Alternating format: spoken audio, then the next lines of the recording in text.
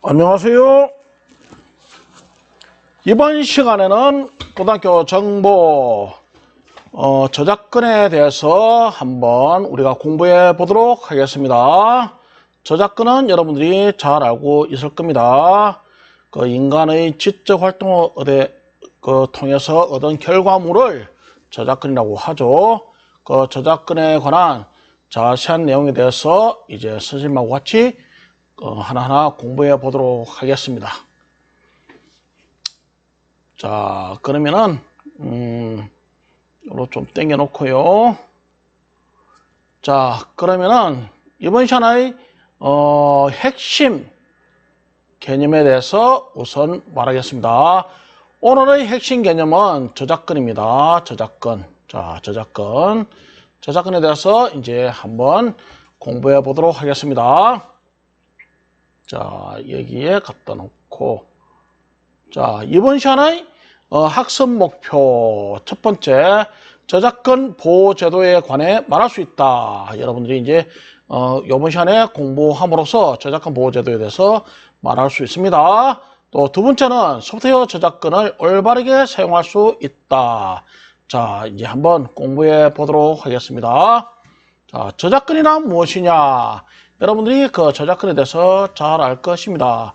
저작권은 우선 저작물과 그리고 저작권으로 이렇게 나누어져 있습니다. 저작물은 도대체 뭐냐?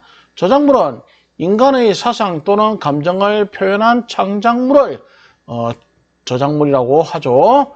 그리고 저작권은 저작물에 대해 저작권자가 가지는 권리를 저작권이라고 합니다. 자, 그러면은 저작권법에 의해서 이런 저작권은 이렇게 보호가 되고 있습니다. 저작권법의 무엇인지 한번 보겠습니다.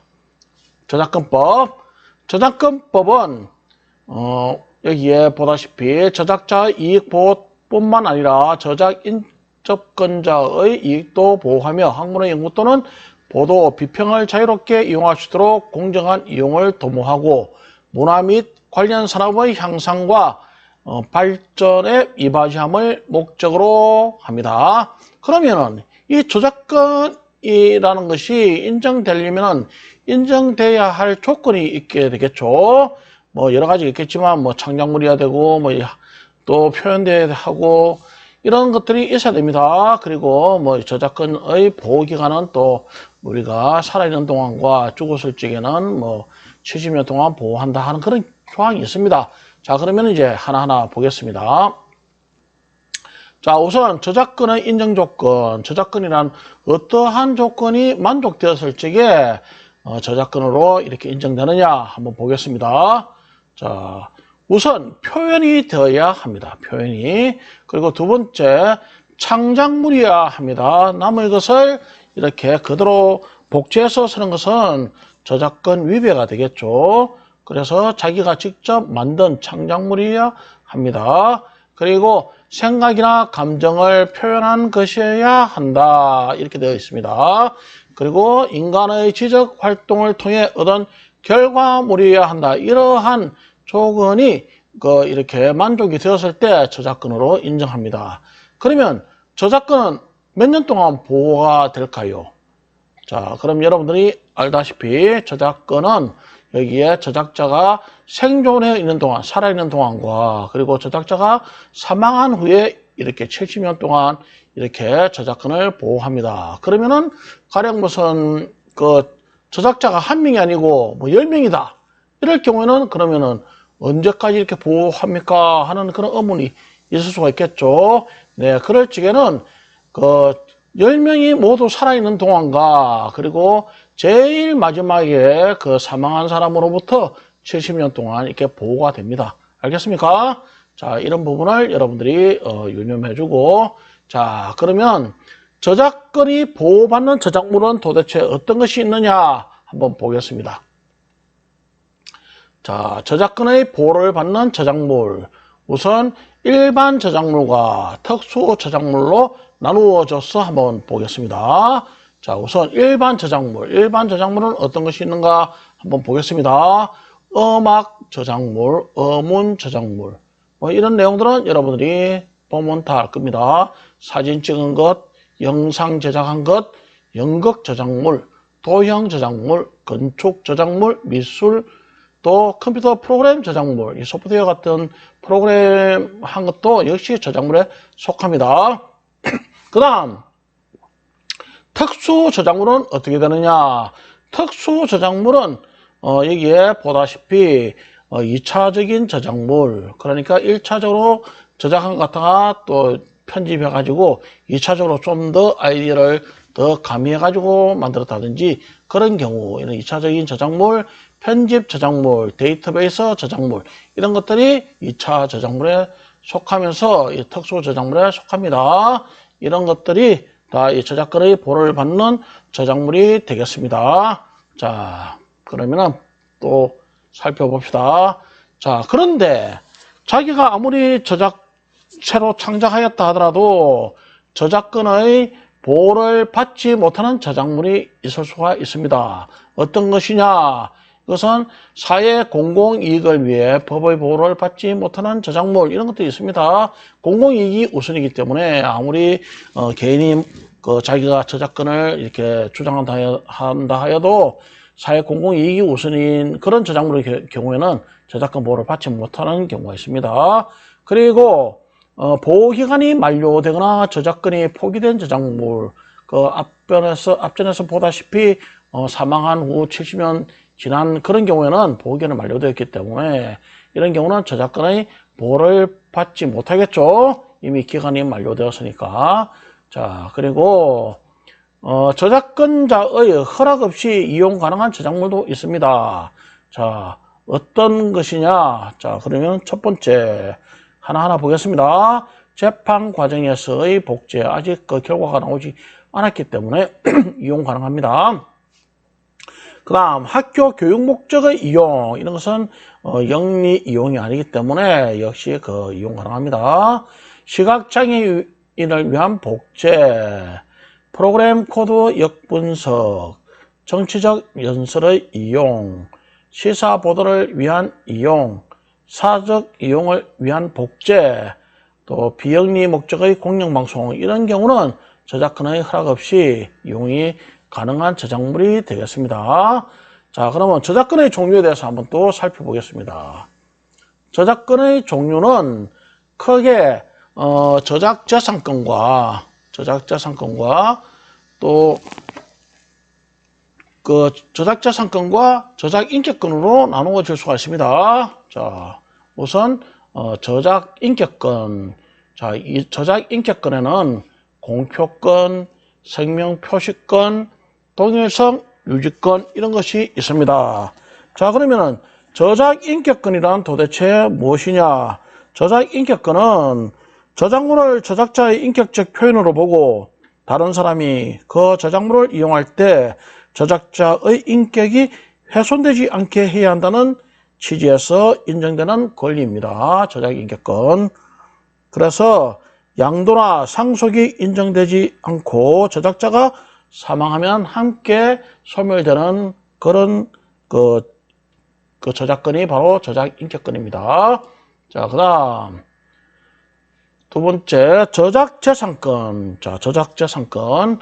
저작재산권에는 여러 가지가 있겠죠. 저작재산권 한번 보겠습니다.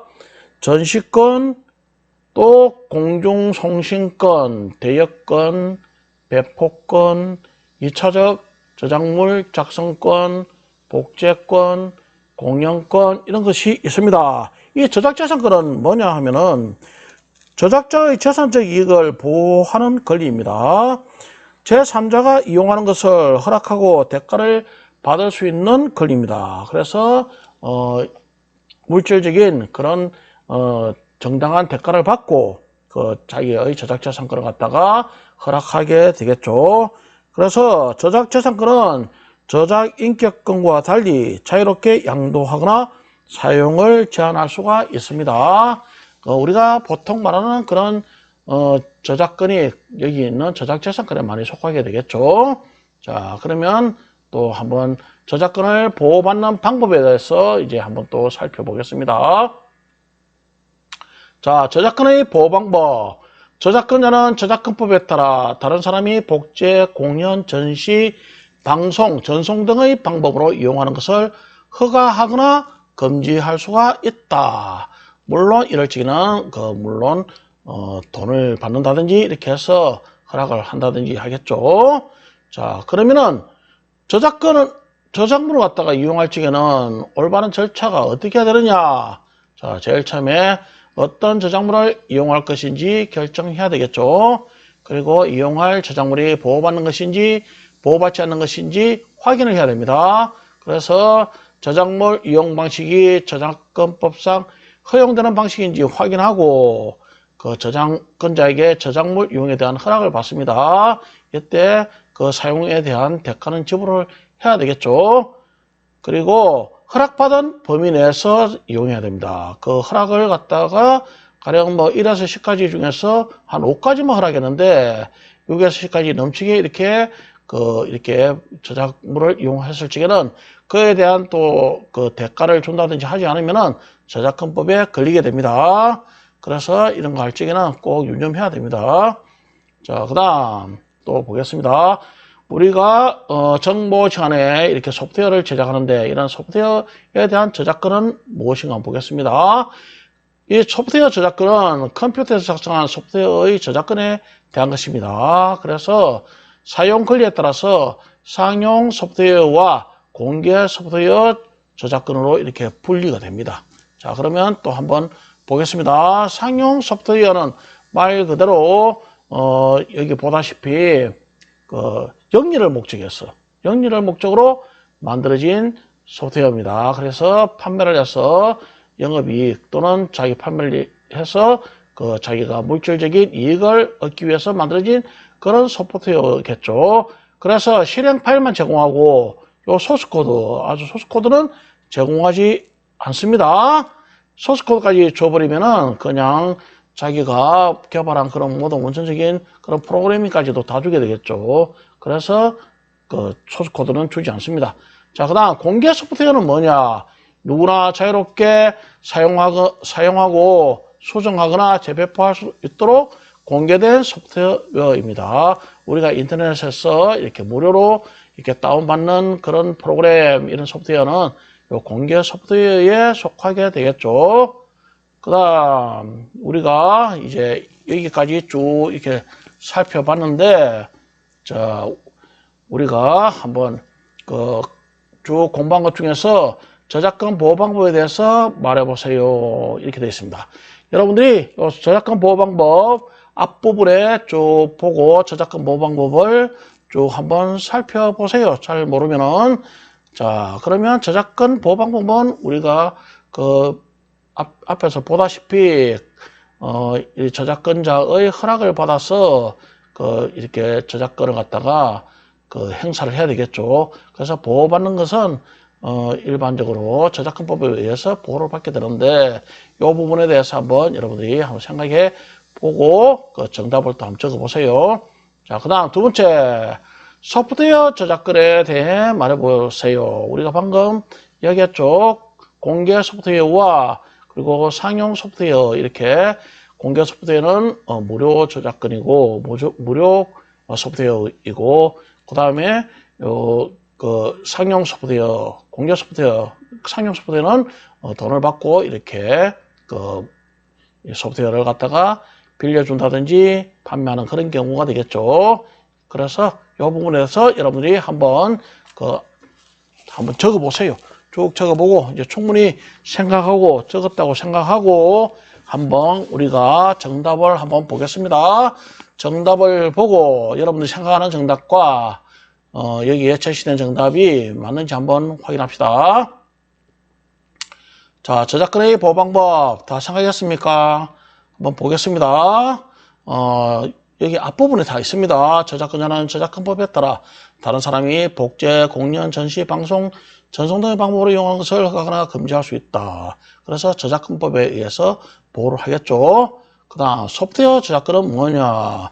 여기 있습니다. 컴퓨터에서 작성한 소프트웨어의 저작권, 사용 권리에 따라 상용 소프트웨어와 공개 소프트웨어로 구별된다. 자, 이런 부분을 여러분들 한번 확인해 보세요. 자, 여러분들 다음 시간에는 우리가 정보문화 정보윤리에서 요 사이버 윤리에 관해서 우리가 또 공부해 보도록 하겠습니다. 여러분들 공부한다고 수고 많았습니다. 다음 편에 사이버 윤리에 대해서 한번 여러분들 미리 한번 연습해 보고 공부해 오세요. 자, 다음 시간에 만나요.